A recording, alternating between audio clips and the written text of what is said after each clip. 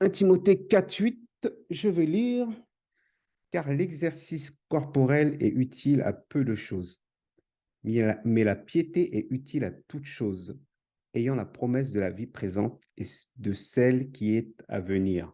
Amen. C'est un passage, pourquoi je partage ce passage-là? Récemment, on a parlé, on avait partagé un peu sur le sport en général avec un frère et une sœur.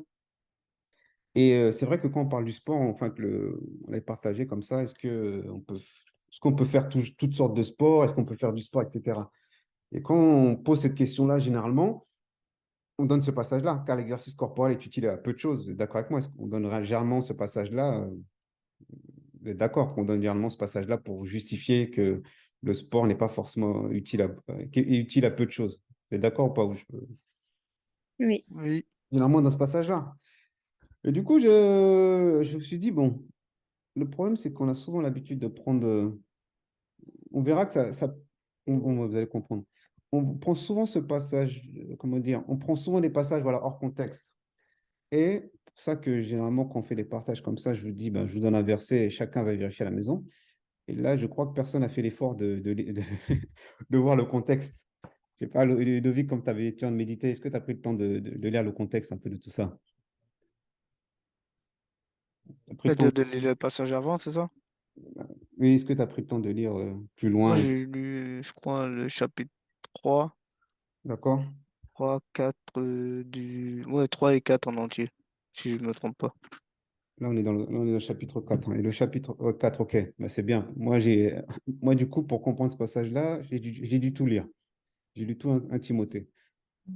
Donc, du coup, si, regardez, ce qu'on va faire, ça, je pense qu'il y en a beaucoup qui le savent. À la base, il n'y avait pas de verset, voilà, il y avait pas de séparation en chapitres. Donc, ce sont des épîtres. Paul écrit une épître à Timothéos. Donc, à la base, voilà, il n'y a pas de verset, il n'y a pas de chapitre. Donc, si on monte un peu, on va, on va aller plus haut. Donc, on est. Bon, on va pas forcément tout lire, on pourrait prendre le temps de tout lire à la maison. Si on arrive dans 1 Timothée, on va lire à partir de là. On va lire à partir de là, parce qu'on parle le mystère de la piété. Euh, Est-ce que quelqu'un peut lire à partir de 1 Timothée 3:16 et on va lire tout jusqu'à arriver à notre passage. Quelqu'un peut lire à partir de 1 Timothée 3:16 jusqu'à 1 Timothée 4:8.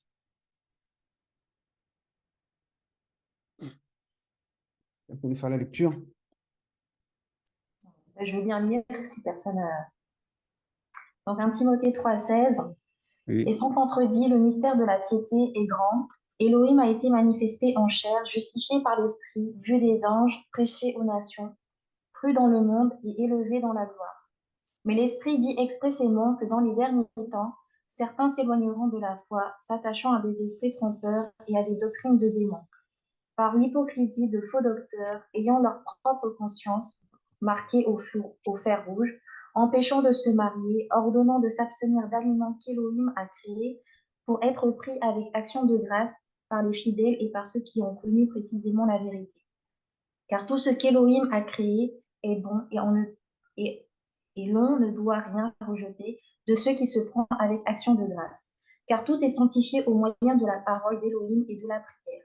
En exposant ces choses aux frères, tu seras un bon serviteur de Yahushua Mashiach, nourri des paroles de la foi et de la bonne doctrine que tu as exactement suivies. Mais refuse les fables profanes et absurdes comme les contes de vieilles femmes. Exerce-toi à la piété, car l'exercice corporel est utile à peu de choses, tandis que la piété est utile à toutes choses, ayant la promesse de la vie présente et de celle qui est à venir. Amen. C'est là une parole certaine et digne d'être entièrement reçue. Donc, on a lu un peu le contexte. Je ne sais pas, est-ce qu'en lisant le contexte, quelque chose ressort ou vous voulez que je vous aiguille un peu? Est-ce que quelque chose ressort en lisant le contexte? Je ne vais pas vous donner la réponse, mais il faudrait voilà, qu'on réfléchisse un peu ensemble. Quand on lit le contexte, est-ce que quelque chose ressort de 1 Timothée 3:16 à 1 Timothée 4:8? Bon, pas grave, hein, je vais vous aider.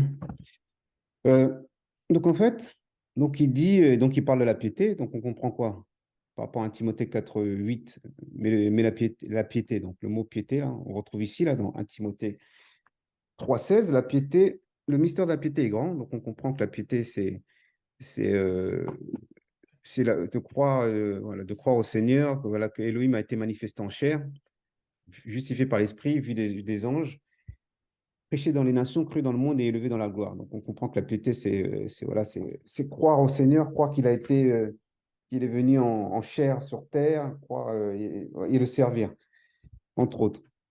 Et ensuite, il continue, mais l'Esprit dit expressément que dans les derniers temps, certains s'éloigneront de la foi, s'attacheront à des esprits trompeurs. Donc, il est en train de dire à Timothée, voilà, dans le dernier temps, il y en a qui vont s'attacher à des esprits trompeurs et à des doctrines de démons, par l'hypocrisie de faux docteurs ayant leur conscience, propre conscience marquée au fer. Donc, ces personnes-là, qu'est-ce qu'elles enseignent? Qu'est-ce qu'on apprend? Donc, des esprits trompeurs, des doctrines de démons. Qu'est-ce qu'elles enseignent? Elles empêchent, premièrement, de se marier. Elles ordonnent quoi? De s'abstenir d'aliments qu'Élohim a créés pour être prêt avec l'action de grâce. Où je suis là. Prêt pour l'action de grâce. Oui, c'est ça. Parce que tout ce que Elohim a créé est bon, etc. Et après, il lui dit au verset 6, en exposant ces choses, ô frère, tu seras un bon serviteur, nourri des paroles de la foi et de la bonne doctrine que tu as exactement suivi. Donc, il lui dit qu'il va être nourri des paroles de la foi, etc. On revient au verset 3. Il dit quoi? Les faux docteurs empêchent de se marier et ordonnent de s'abstenir d'aliments qu'Élohim a créés pour être pré-action de grâce. Et après qu'on arrive dans 1 Timothée 4:8, il est en train de parler de l'exercice corporel. Donc, ça vient un peu comme, entre guillemets, un cheveu dans la soupe. On dit, mais c'est quoi le rapport avec tout ce qui a été dit avant et pourquoi il parle d'exercice corporel ici? Vous me suivez? Vous êtes toujours là? Oui. OK. Ouais. Donc, du coup, maintenant qu'on prend tout le contexte, on prend pas, on enlève les séparations de versets, de chapitres. On se dit, mais c'est quoi le rapport à l'exercice corporel et tout ça? On va maintenant vérifier. euh, on va vérifier dans. J'ai pris le temps de mettre des onglets de préparer là pour que ce soit plus simple. Donc, on va vérifier dans 1 Timothée 4:8. Ici, je suis allé chercher les Strong. Donc, les Strong, on peut le voir aussi ici. 1 Timothée 4:8, donc les sources grecques. 1 Timothée 4:8. Corporel. Donc là, c'est le mot corporel qui fait référence. Bon, on va le prendre en français hein, pour que ce soit plus simple. Et là, il y a aussi un autre mot qui est gymnasia. The exercise of your body in the palestra or school of athletics. On va lire ça en français. On va aller ici, 1 Timothée 4:8. Corporel. Si je clique, voir la fiche complète, ça parle de quoi? Donc le corps, physiquement, ayant une forme ou une nature corporelle, concernant le corps. On retrouve ce mot dans Luc 3:22, où on dit que le Saint-Esprit descendit sous une forme corporelle, comme une colombe. Et on le trouve dans 1 Timothée 4:8, donc le corps. Donc c'est relatif au corps. On regarde maintenant le mot exercice. Je vais cliquer, voilà la fiche complète. Qu'est-ce qu'on apprend? Et là, vous allez comprendre. On a deux définitions. Première définition de ce mot-là, donc le mot gymnasia, l'exercice du corps dans une école d'athlètes. Donc, on va les vérifier. Donc, on se rapproche d'un peu ce que vous disiez, ça parle l'exercice physique. Mais là, on va chercher, on va comprendre, on va aller beaucoup plus loin, on va comprendre. Et la définition numéro 2, ça dit un exercice quel qu'il soit. Exercice consciencieux relatif au corps, tel qui caractérise les ascètes et qui consiste dans l'abstinence sexuelle et certaines sortes d'aliments. Donc, on apprend qu'on parle d'exercice du corps dans une école d'athlètes. Et si on regarde la version en anglais, il y a un autre mot qu'on ne voit pas dans la version française. Vous allez comprendre. Voilà, on parle de palestra. En français, ça donnait palestre. On va aller chercher ça là. Vous allez, je vais vous montrer quelque chose. Donc là, si vous notez, la définition numéro 2, il dit tout exercice relatif au corps tel qu'il caractérise les ascètes et qui consiste dans l'abstinence sexuelle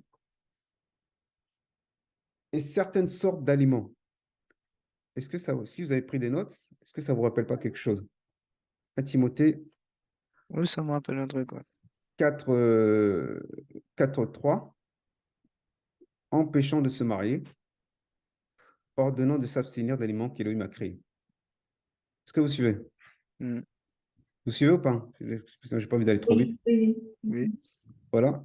Donc, Paulos, il est en train de parler de ceux qui, des faux docteurs là, qui prêchent de ne pas se marier et l'abstinence, de s'abstenir de certains aliments. Et maintenant, on apprend que le mot, pardon, je vais le dire en anglais, exercice corporel, donc exercice qu'a donné Gumnasia, qui a une autre définition, tout ce qui est relatif au corps, qui caractérise les ascètes, on va aller vérifier ce que ça veut dire, consiste dans l'abstinence sexuelle. Donc, en gros, il est en train de dire, bah, ceux qui s'abstiennent font de l'abstinence sexuelle, donc ils prêchent même de ne pas se marier, et l'abstinence de certaines sortes d'aliments. Maintenant, on va aller voir ce que c'est les ascètes, on va aller aussi voir par rapport à ça l'exercice du corps dans une école d'athlètes. Donc, les ascètes, j'ai noté la définition là. Ascètes, nom que l'on donnait avant l'institution des monastères à ceux qui menaient une vie d'oraison et de mortification. Personnes qui s'imposent une vie rude et austère. Et là, j'ai mis mortification, parce que c'est un mot qu'on n'utilise pas forcément souvent. Donc, ceux qui s'imposent une vie d'oraison et de mortification. Mortification, oraison, ça veut dire voilà, la prière, donc on ne va pas forcément chercher. Donc, ceux qui s'imposent une vie de prière et de mortification, là, on voit la définition par rapport à la religion, souffrance que s'imposent les croyants pour faire pénitence. Et là, on voit ici, affliger son corps par des privations volontaires des jeûnes par esprit de pénitence. Vous voyez? Blessure, humiliation, offense, vexation. Comment se mortifier? Consiste sans se privant, voilà, se privant d'une satisfaction, consiste à contrarier volontairement une inclinaison sans se privant d'une satisfaction, sans s'imposer une action pénible, voire une souffrance. Elle favorise ainsi le renoncement à soi-même qui permet de se retourner vers le prochain par amour de Dieu et de la croix. Donc, en gros, les ascètes, c'est des personnes qui vont infliger leur corps par des privations volontaires. Même il y a un synonyme de mortification. Vous avez le mot macération que j'ai noté ici. Là, c'est encore plus. Macération, c'est encore plus fort. Douleur corporelle, voilà ici. C'est une douleur corporelle qu'on se procure dans l'intention de plaire à la divinité. Vous voyez? Donc, donc, il y a des macérations, il y a vraiment même, comment dire, humilier son corps, quoi, de manière physique, voilà, le terme exact, de manière physique. Donc là, ce qu'il est en train de dire, Paul, c'est qu'il y en a qui font un exercice corporel, vous allez comprendre, qui est utile à peu de choses, mais le plus important, c'est la piété. Là, c'est utile à toute chose, parce qu'ils vont faire de manière charnelle, ils vont se priver, faire des jeûnes de manière charnelle, abstinence sexuelle de manière charnelle, et se priver de toutes sortes d'aliments de manière charnelle. Et ce mot, en fait, qu'a donné Gymnasia, si vous voyez, ça ressemble au mot gymnase, donc le mot exercice, on va aller voir. Et si on regarde le mot qui est aussi ici, exerce-toi, vous allez voir quelque chose d'intéressant. Donc, exerce-toi, c'est au verset 1 Timothée 4, 7. Là, on était à 1 Timothée 4, 8. Si on va vérifier, je reviens en arrière. Non, comment on fait pour revenir avant? 1 Timothée 4, je vais le faire ici, 7. Voilà, exercice, je crois que c'est ce mot-là. Exercice, ouais, gumnazo. Et là, on apprend quoi? S'exercer nu dans une école d'athlètes. Donc, on va parler de l'école d'athlètes. Et une autre définition, exercer vigoureusement, pardon, de quelque façon le corps ou l'esprit. Donc, c'est le même mot, exerce-toi là, exercer et l'exercice. Ça vient de la même mot qu'a donné gymnase. Et en fait, si on regarde la version des sources en anglais, c'est plus parlant, moi, je trouve. Donc, si je suis là, J'ai dit, il parle de palestra ici, là, si vous voyez mon écran. Hein. Vous voyez mon Oui, on écran? voit. Oui, oui, The exercise of the body in a palestra or school of athletics. Donc, l'exercice du corps dans un palestre ou dans une école d'athlètes. Donc, ça, on va chercher palestra. J'avais déjà cherché, c'est ici.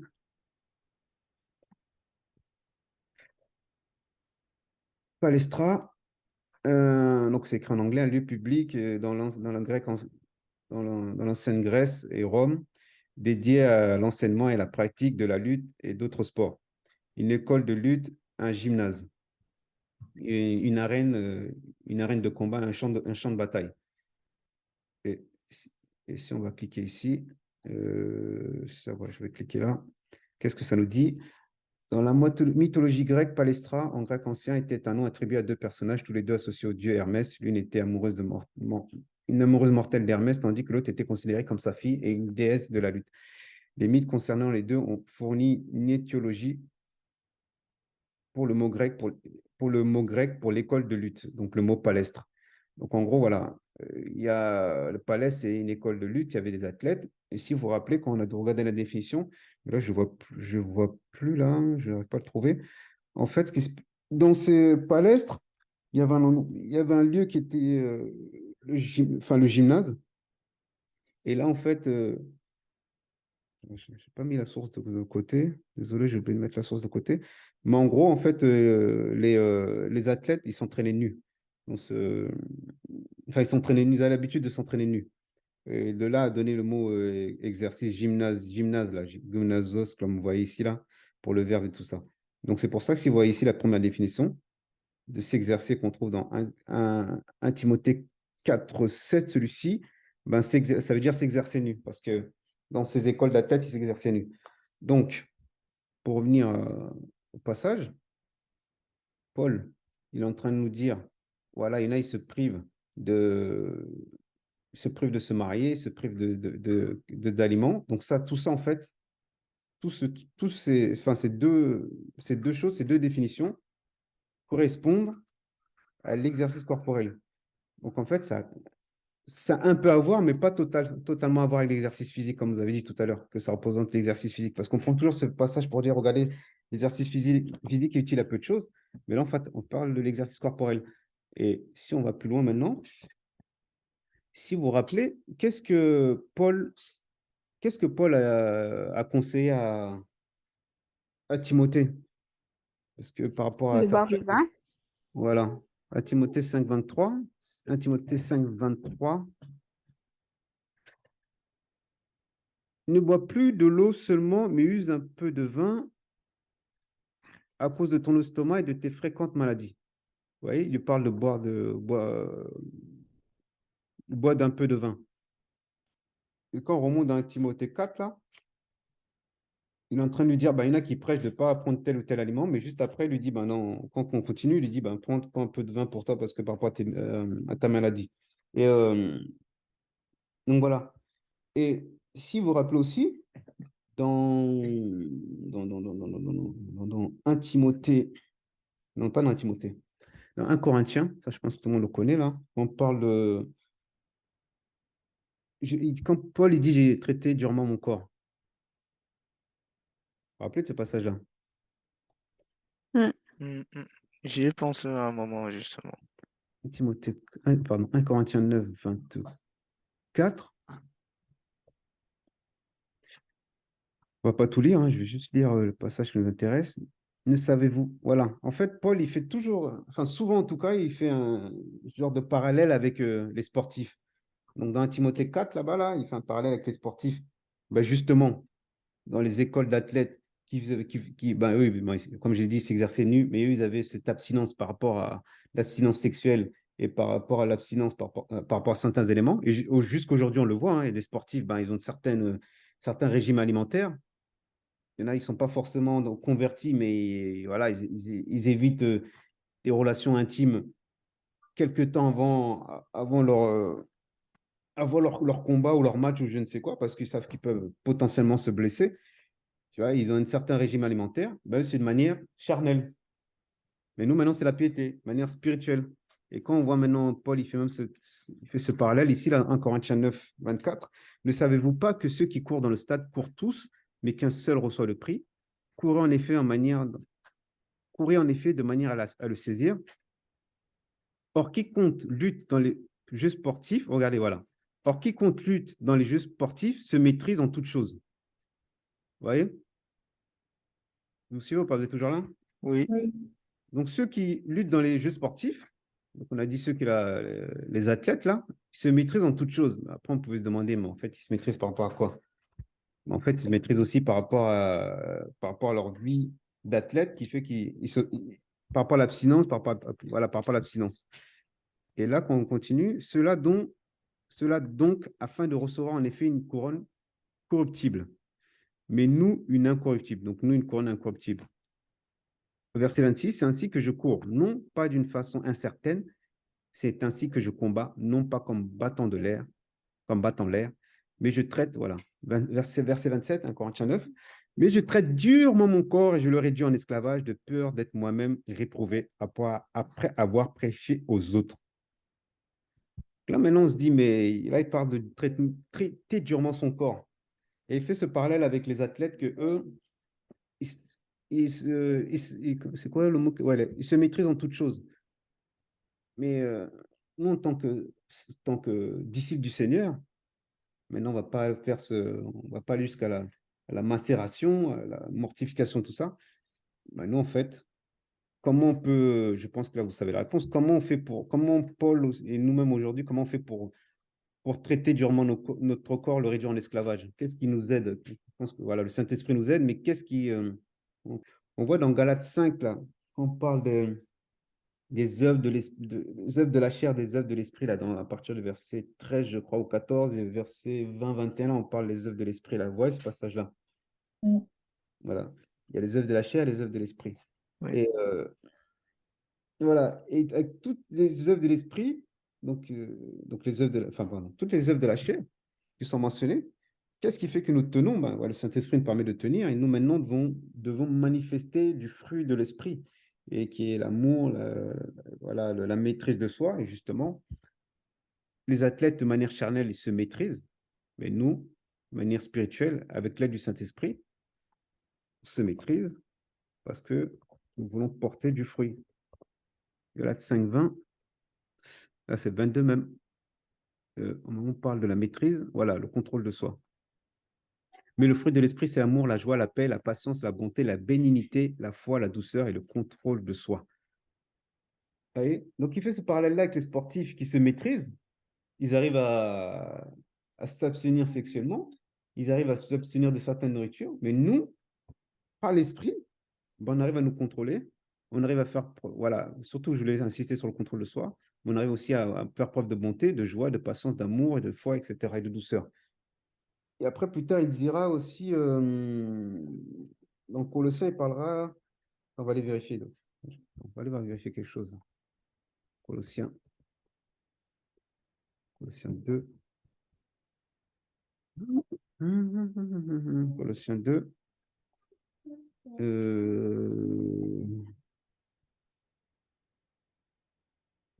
Donc, voilà, on va lire à partir du verset 16. Quelqu'un peut lire Colossiens 2, verset 16, jusqu'à la fin du chapitre? Colossiens 2, 16 jusqu'à 23. Que personne donc ne vous juge sur un aliment ou sur une boisson, ou en matière de fête, de nouvelle lune ou de Shabbat, qui sont une ombre des choses à venir, mais le corps, c'est le Mashiach. Que personne ne vous trompe sur le prix de la victoire, par humilité, prenant plaisir au culte des anges et faisant une incursion hostile dans les choses qu'il n'a pas vues, étant enflé d'un vain orgueil par les pensées de sa chair, et ne tenant pas fermement la tête, dont tout le corps étant joint et ajusté ensemble par des jointures et des liens, s'accroît d'un accroissement d'Élohim. Si donc vous êtes morts avec le Mashiach, loin des rudiments du monde, pourquoi vivez-vous comme dans le monde? Vous dogmatisez. Ne prenez pas, ne prends pas, ne goûte pas, ne touche pas, choses qui sont toutes vouées à la corruption par l'usage, selon les commandements et les doctrines des humains, qui, qui ont en effet un renom de sagesse avec leur culte volontaire, leur humilité et leur rigoureux traitement du corps, mais qui n'ont en fait aucune valeur et ne contribuent qu'à la satisfaction de la chair. Amen. Vous voyez, qu'est-ce qu'il dit là? Il dit, si donc vous êtes morts, verset 20, avec le Mashiach loin des rudiments du monde, pourquoi vivez-vous comme dans le monde? Vous dogmatisez.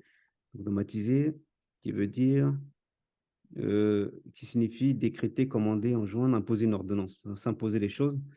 Ne prends pas, ne goûte pas, ne touche pas. Choses qui sont toutes vouées à la corruption par l'usage, selon les commandements et les doctrines de qui? Des humains, qui ont en effet un renom de sagesse avec leur culte volontaire. Donc, eux, ils ont leur culte volontaire, leur humilité et leur rigoureux traitement du corps. Donc, ils traitent leur corps voilà, de manière charnelle, mais qui n'ont en fait aucune valeur et qui ne contribuent qu'à la satisfaction de la chair. Vous voyez? Et nous, ben, quand on continue au chapitre 3, si donc vous êtes ressuscité avec le Mashiach, cherchez les choses d'en haut où le Mashiach est assis à la droite d'Élohim, etc. Pensez aux choses d'en haut. Vous voyez ce parallèle avec. Là, on parle de. Comment on appelle ça? Enfin, la doctrine des hommes, la sagesse humaine. Ils vont. Leur culte à eux, leur culte pour leur divinité ou leur culte, peut-être par rapport au sport ou je ne sais quoi, volontaire, ils vont se traiter leur corps d'une manière rigoureuse, mais tout ça ne contribue qu'à la satisfaction de la chair.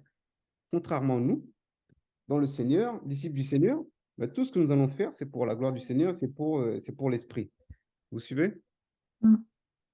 Et Oui. donc, du coup, quand on revient dans 1 Timothée,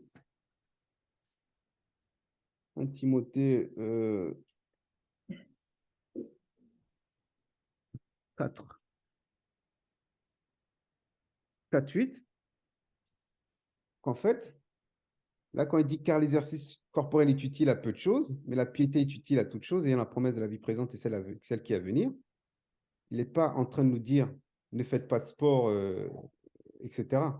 Il est en train de nous faire un parallèle avec les lutteurs, enfin ceux qui étaient les athlètes, qui eux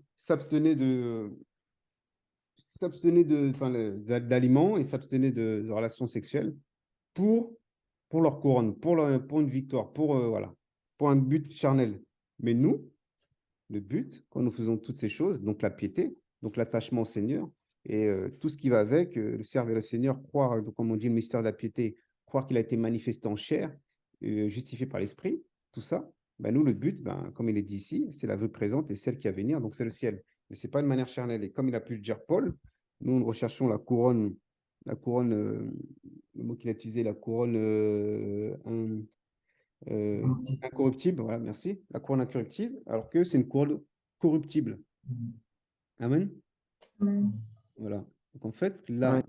tout ça pour vous montrer que si, prenez ce passage-là, et en plus, il y a des versions que j'ai pu voir qui mettent l'exercice physique, donc du coup, ça fausse l'idée qui est derrière, même si on parle des luttes, des athlètes, le mot exercice fait aussi référence aux athlètes, mais en fait, il est en train de dire, bah, les faux docteurs, eux, ils s'imposent l'exercice corporel. L'exercice corporel, pas se marier, donc pas de relation sexuelle, et s'abstenir de certains éléments de manière charnelle, comme on peut le voir aujourd'hui. Voilà. Amen. Amen. Quelqu'un veut... Donc voilà un peu. Je voulais partager sur ce passage-là parce que je pense que la plupart, on comprenait c'était l'exercice physique. Donc je voulais vous montrer un peu, voilà, que chacun comprenne que derrière, c'est vraiment le Paul, comme on voit dans tous ces passages-là, dans 1 Timothée 4, enfin dans Timothée, dans 2 Timothée, même si on regarde, on dit il a combattu selon les règles, il a combattu le bon combat. Voilà, il fait souvent ce parallèle avec les athlètes, mais eux, c'est de manière charnelle, mais nous, c'est de manière spirituelle. Dans Colossiens aussi. Amen. Non, c'était clair, hein, c'était clair, ça permet de remettre les choses dans leur contexte et voilà, de nous rappeler qu'on doit de ne pas combattre le mauvais combat, quoi. Hmm. Donc, c'est vrai qu'en tant que chrétien, peut-être parfois on a tendance à parfois faire des privations, poser certains actes en disant que, enfin, inconsciemment, voilà, cela sera agréable au Seigneur, mais la parole nous rappelle que c'est pas par ces actions-là, en fait, que nous sommes agréables au Seigneur. Donc je trouvais que c'était complet, quoi. Avec Hmm. les différents passages qui ont été pris, donc ça permettait d'attester, de justifier à chaque fois les explications. Donc, Timothée 2, 5. Voilà, je vais lire. Et de même, si quelqu'un lutte dans un jeu sportif, il n'est couronné que il a lutté légalement. Donc là, voilà, il fait souvent le parallèle avec. Là, c'est pour montrer, juste pour montrer qu'il fait le parallèle souvent avec les lutteurs et les athlètes. Aussi, un autre endroit dans 2 Timothée 4:6, il fait le même parallèle. Non, c'est pas. Ah, si, c'est ça.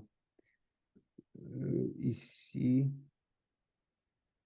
voilà, il parle au-dessus des fables, mais attends, c'est plus bas. Ah, 7 alors. J'ai combattu le bon combat, j'ai terminé la course, j'ai gardé la foi. Donc, le bon combat, là, garder la foi. Désormais, m'est réservé la couronne de justice, le Seigneur, le juste juge, me la remettra en ce jour-là, et non seulement à moi, mais aussi à tous ceux qui auront aimé son apparition. Amen. Donc, voilà. Il y a ceux qui s'abstiennent de manière charnelle. Et oui, je crois que c'est Diana qui avait parlé de l'apparence. Finalement, on peut même aussi mettre l'apparence de manière charnelle. Voilà, cette apparence-là pieuse, cette apparence de piété. Quelqu'un aussi a parlé d'apparence de piété. Ouais, c'était Diana, ouais, c'était ça. Mais en fait, la piété selon le Seigneur, c'est pas ça, quoi. Pas faire comme les lutteurs de manière charnelle, comme les athlètes. Parce que même aujourd'hui, les sportifs, ils se privent, hein, mais c'est pas pour autant qu'ils s'approchent du Seigneur. Eux, ils se privent pour gagner un match, pour gagner un combat. C'est ça la différence. Nous, on se prive, on traite durement notre corps pour le ciel. C'est ça la grosse différence. Amen. Je sais pas si Amen. quelqu'un va ajouter quelque chose. J'ai juste une petite question. Quand au départ, dans le passage d'un Timothée 4, quand il parlait des doctrines, est-ce que ça fait en parallèle avec des églises par rapport à certains enseignements euh, qui est enseigné dans certaines églises, de la manière dont voilà, parfois on met plus en avant l'homme que le Seigneur et tout ce qui va autour? Tu peux trop... En fait, tu peux mettre doctrine de démons, tu peux tout mettre, hein. Il y a plein de doctrines de démons. C'est clair que tu peux tout mettre. Après, là, dans le contexte, il a pris un exemple, ce qui empêche de se marier, tout ça, voilà, la privation de l'exercice corporel. Mais en fait, tu peux mettre tout dedans. Effectivement. Les D'accord. doctrines de démons, il y en a plein, hein. Plein, plein, plein. Les esprits trompeurs, il y en a plein. Donc, oui, tu peux tout mettre dedans. Mais c'était vraiment pour vous montrer que si on prend le passage hors de son contexte, on prend exercice corporel, on dirait, ah, mais c'est l'exercice physique. Mais si c'était exercice physique, on aurait écrit exercice physique. Ça n'a rien à voir avec le sport. Parce que pendant longtemps, on se dit, ah, ben, peut-être le sport, c'est pas bon, hein, c'est bon, c'est pas bon.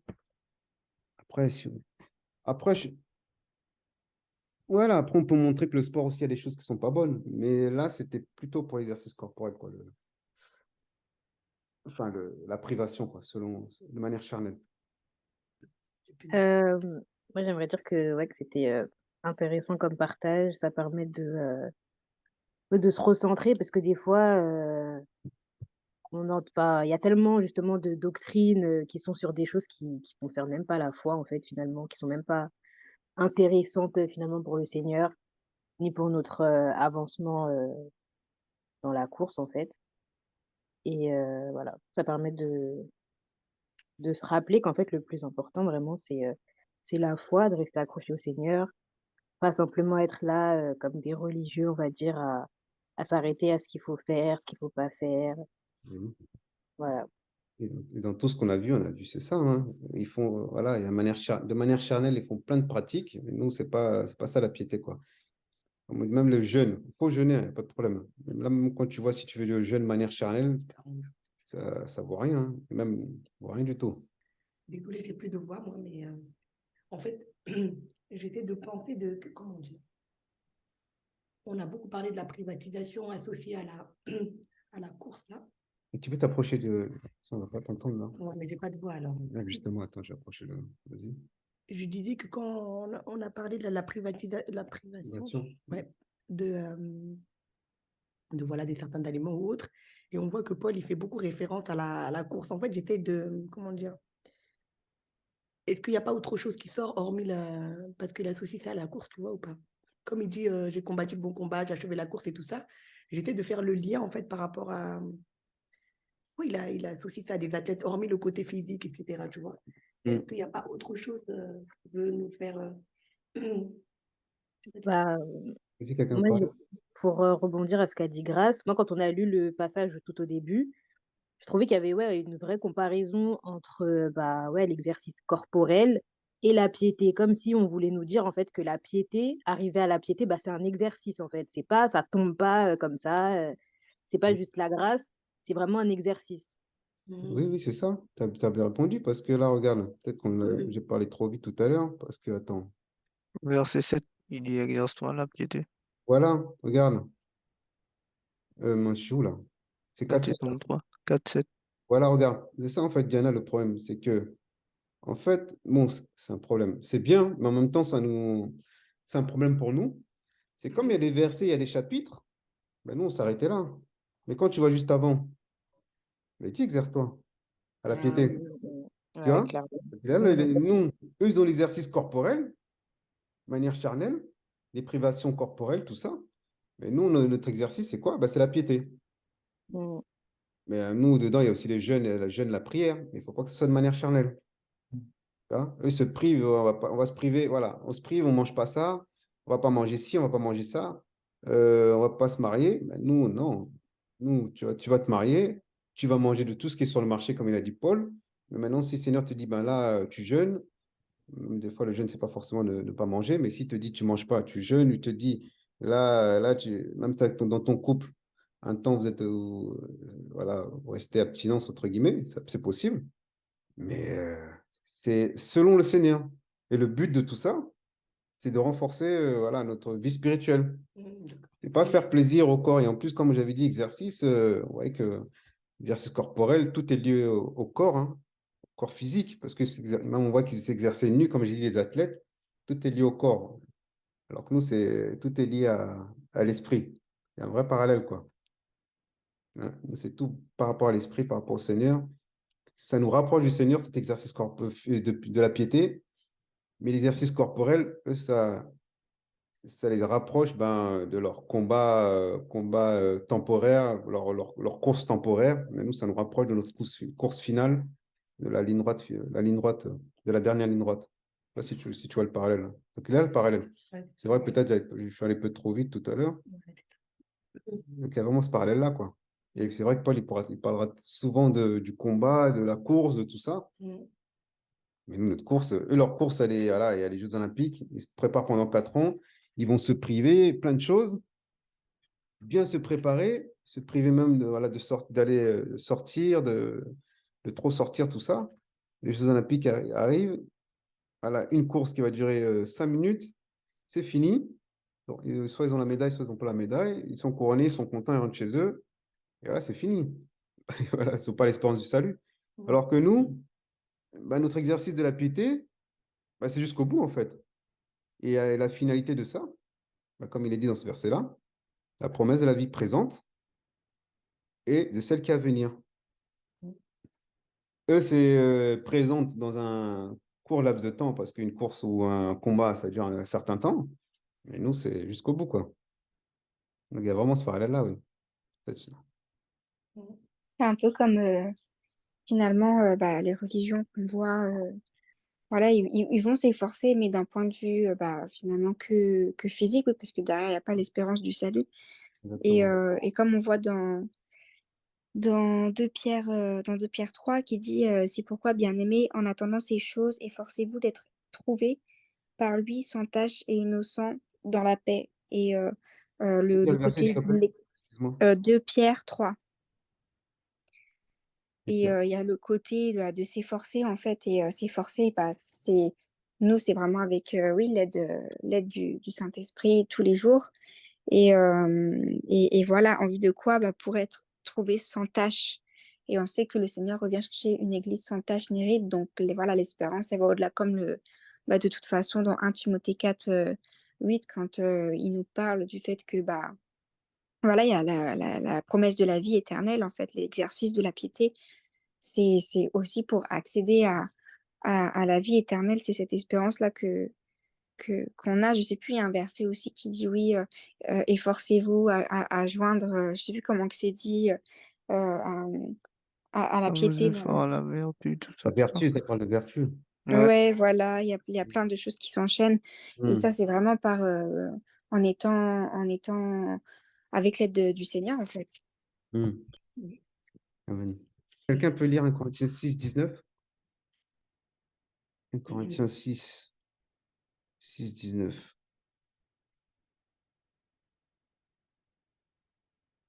Bon, je vais lire.